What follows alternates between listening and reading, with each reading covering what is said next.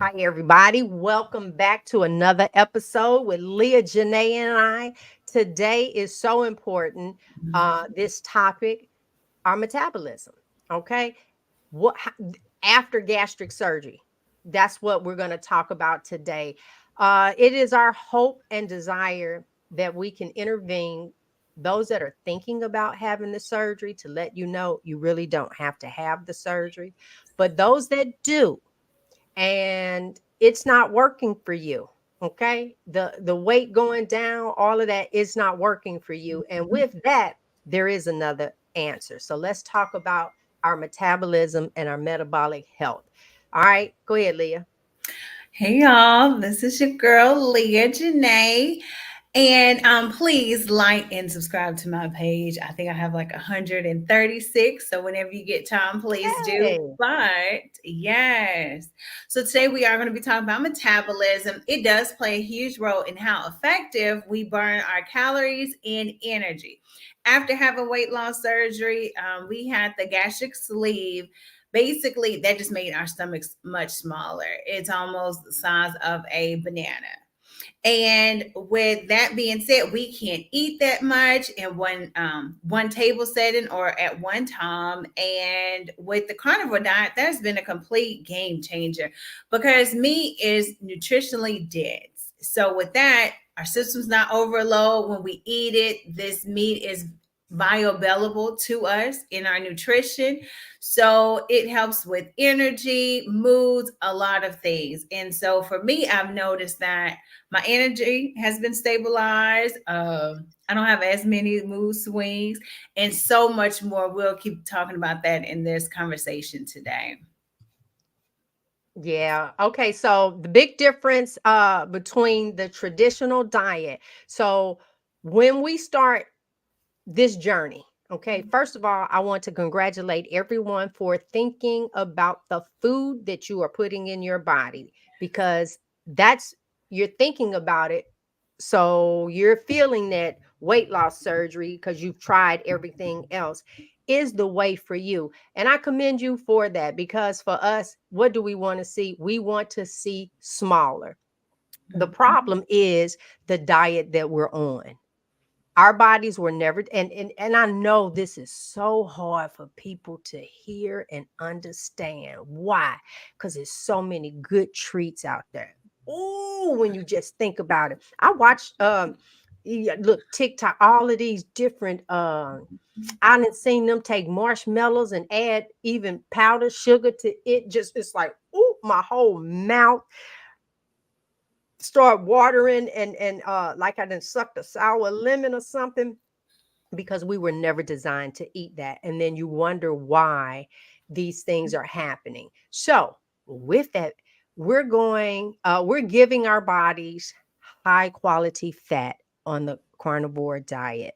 I know I was in uh, a session earlier today and the comment of statins came up. And I just feel I'm going to say this all the time. Diabetes is a disease. It's preventable. High blood pressure is a disease. High cholesterol is not a disease. And that should have hit some of y'all in the throat. So that is something that was created for the pharmaceutical company to make more money.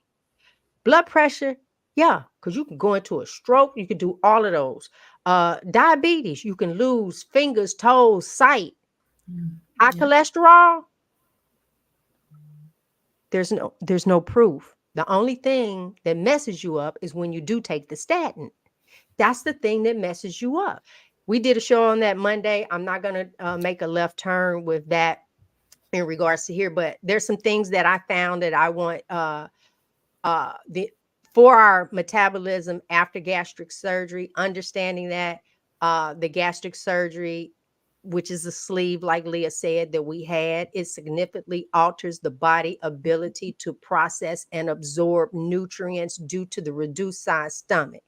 My stomach, she said a banana But mine is more like a miniature banana because my desire to be smaller was so great that prior to the surgery, I asked him to cut off as much as he could. Mm. I know. So when Leah and I are talking, and we're talking about like how we relate in regards to this surgery, she's heard me like with my burping episodes, the all, and I say, you don't go through this, and it takes me back to me going the day of, and I say, make it small as you can, because I don't want to come back. I just want to be fit. And no, that was not it. So I want people to be aware that while the surgery aids in your initial weight loss, Yes. long-term success on it, you have to find a sustainable lifestyle that's Yep. going to support you. You need to eat those nutrient dense foods, which is only in meat. That's the thing. So, post surgery, the body's metabolism can be optimized by focusing on nutrient dense foods. Even if you want a few whole foods, allow it to be that with no junk. Okay. Incorporating the carnivore diet, which is rich in protein and healthy fats, can help stabilize blood sugar levels, reduce and get rid of inflammation, and maintain your muscle mass. All of those are crucial to boosting your metabolism. Yep. So, understanding how to fuel your body correctly after surgery is the key. Yeah. That is the key. And I know that sometimes we just don't feel that way. We're going to switch on over to why women's metabolisms respond differently. Yes. Go ahead, Leah. So, speaking of our conversation with metabolism working differently, women's body naturally have metabolism response compared to men, right? So, I've Hmm. noticed some changes in myself with switching to carnivore. Um, I would say some of my changes is, and I know we're going to talk about this later, but for sure, just not craving being I'm like 94 days, no falling in the ditch. So that has truly, if you could just stay the course, it is hard because I can tell you it's hard. But if you could stay the course, you would truly see the change. You'll see a lot of changes in the beginning, but the longer you stay that course, the more changes you will see. So, what about you, Jim? Well, when we talk about why women's metabolism responds differently, let's talk about the hormonal difference and that effect on our metabolism. All right. So, women's metabolism is heavily influenced by hormones. If we don't get those hormones in check, Leah just talked about her mood swings and stuff like that, up and down, going away. Y'all know women, we can like snap in a minute and then too late, the words are out and we got rewind. We know that we have those moments. And if you sit quietly, you could just feel your inside raging. Just go, the carnivore diet helps with that. Okay. So it's influenced by hormones like estrogen, progesterone, which fluctuate throughout life due to your cycle, pregnancy, menopause. These hormones shift, they can slow down your metabolism, especially in women of a certain age, leading to challenges in weight management. I'm telling y'all all the stuff, your hormones are out of whack. Understanding how these hormones change and affect energy and fat storage is essential to tailoring the perfect diet for you. For me and Leah, it's been the carnivore diet. All right, body composition. Women naturally have a higher percentage of body fat than men. Why? It's really held in the hips, thighs, and abdomen. We bring life into the world. Nobody can enter earth without coming through us.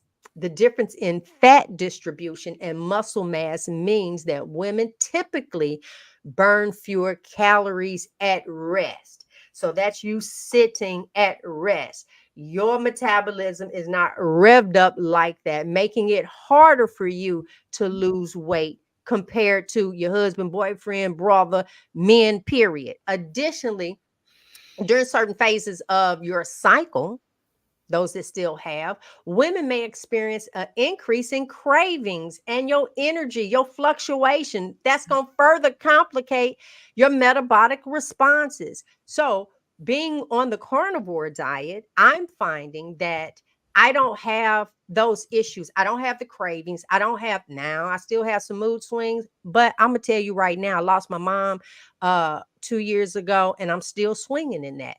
I'm not even trying to get better. I'm not trying to do any of those things, but that's for a whole different uh live. So what about you, Leah? I would say for me, a lot of women don't understand or don't recognize that the role of insulin and cortisol play a major role in your metabolism. By eliminating the carbs and just sticking with meat, that will help you so much. I would say for me, I never had any issues with sleep, but baby, I say my sleep is yummy. It is so good. It's And I yummy. I know love that. I don't wear a watch or a ring, but I know that I am getting some deep sleep. I do eat butter before I go to bed, like 30 minutes to an hour. I'll try to work on me a good stick of butter, whatever I feel that I want, but it tremendously helps. And then my mood, I was saying, I don't have so many highs and lows because when you eat the sugar and have that insulin, you be all perky for a few minutes before you know it, you back down, you grouchy, you looking for another snack or anything. Menstrual cycles, that is a major one. For mine, I really only cramp one day. I only need to take a Tylenol one day compared to I was popping them for almost the whole time. They have gotten so much better, lighter, and it's not an issue. And so, yes, those things just play a major part when we cut out the carbs and we just stick with meat. I could Mm. just tell that my body is working the way that God has designed it to work. Isn't that Truly. a great Yeah. feeling, girl? And Yeah. that's so important for women who've had the surgery, post surgery. Because I'm gonna be honest, once you get out of surgery, it's like it's uncharted territory for you. Yeah. Yeah. So I can listen to somebody, but what are my experiences? So, Mhm. yeah, a smaller stomach means that we need to make every bite count. Yeah. So, you need to count that to when I say make every bite count, I'm talking you need to put them nutrients in. You need to take care of your hormones. You need your metabolic health. You don't need a piece of cake. Cake got you to the surgery. You don't need all the fruit candy. I saw one girl after surgery, she's walking around sucking on a blow pop. Yeah. No, ma'am, that's not what you need. Now that you've reduced the size of your stomach, nutrients are even more important now, especially for those that had the bypass.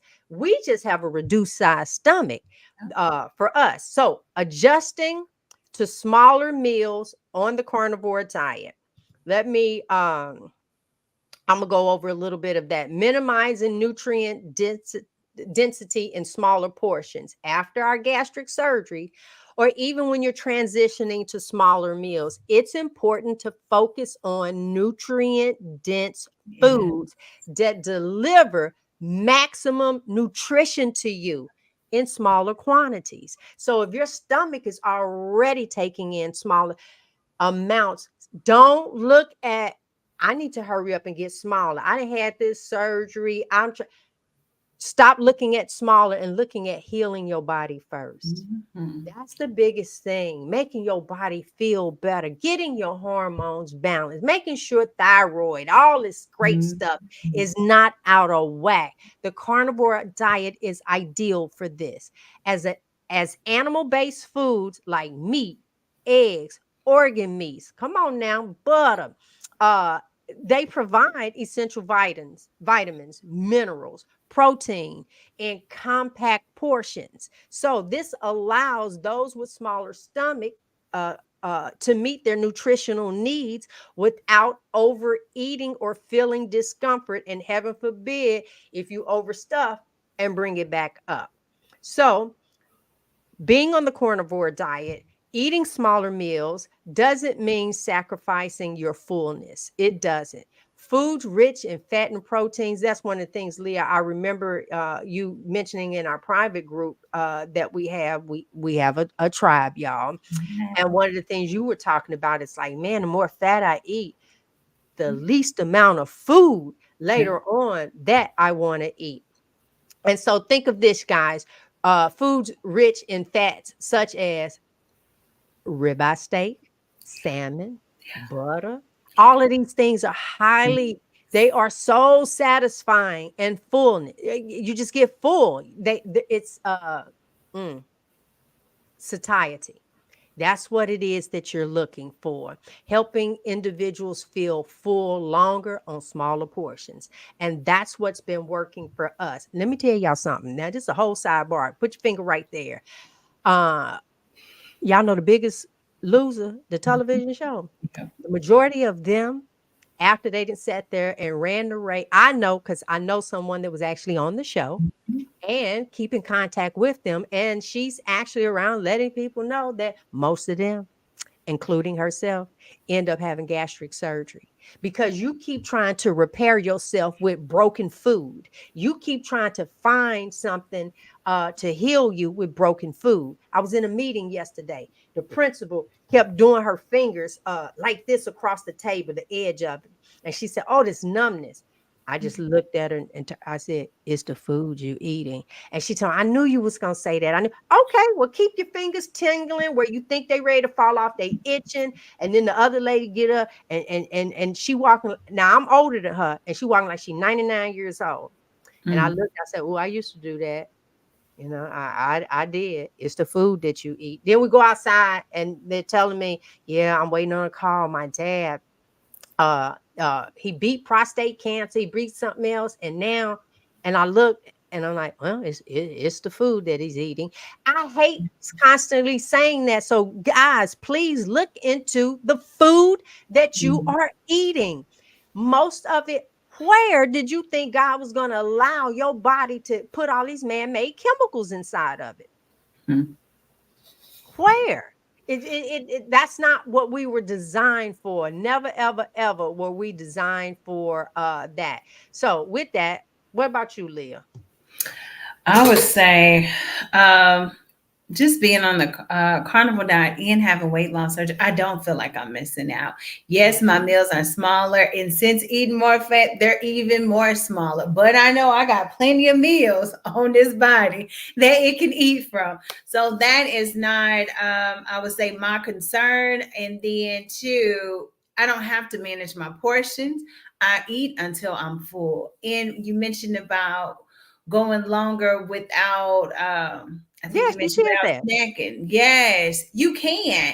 And it's like my mom used to always say, I'm not going to even say when I was younger, but yeah, for all my years before I started carnivore, I could just be done eating. Or while I'm eating, I'm already thinking about the next meal. She's like, you just got done eating. You thinking about the next meal?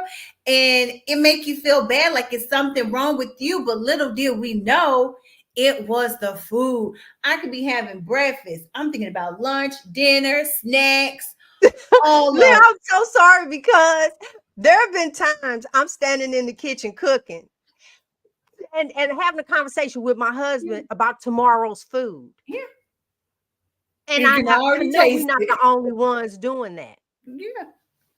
Yeah, yeah, yeah. Yes. I know we're not. So little did we know, or little did I know, it was truly the food, and it's the chemicals that make you just constantly want because you're never satisfied. It don't matter how much you eat. So yes, I would say that you're truly satisfied for longer hours. And if not, you may find yourself, I haven't found myself yet, but eat just one meal a day. And that's not saying Mhm. that's the goal, but to eat enough till you're satisfied with that meat and the fat. Yes, ma'am. All right. Listen, we're going to close it down, but I will say this.